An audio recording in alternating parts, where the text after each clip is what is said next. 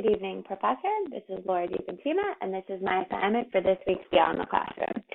So this week we were given a spreadsheet with some general information for Schaefer's Dairy Farm, and from there we were kind of asked to create a table with the information that was provided on the spreadsheet.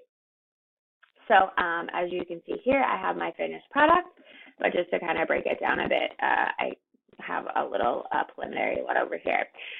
So we were asked to basically kind of create a table with the data given and single out items on the spreadsheet that were outcoded or approaching their expiration date. So I took it as anything that was 30 days past 7/1 or older was to be flagged to be discarded. So anything June 1st or older, I took it as needed to be discarded. So I created a table, and then from there I used the conditional formatting option to kind of create a rule where anything older than 6/2 had to be highlighted red, which you can see here happen.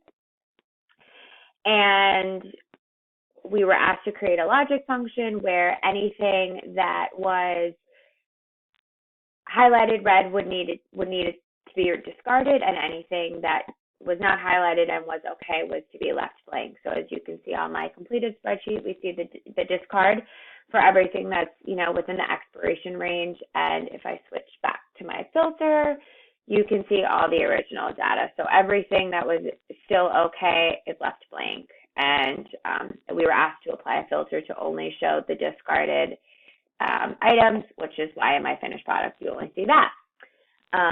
But again, I was unfamiliar with the filtering option. I was unfamiliar with the conditional formatting, and even just the basics of, being able to highlight and create a totals column at the end was super useful and not something I was familiar with before. I have to say the purpose of this week's assignment was just to become better apt and more familiar with using tables. The aspect of conditional formatting I was not familiar with before. I was not overly familiar with even the design aspect of the table, being able to change the table styles, the total row, using just the overall filters within the drop downs of just being able to sort from oldest to newest or by color, or selecting certain data that we wanted to look at was all something new that I had never used before.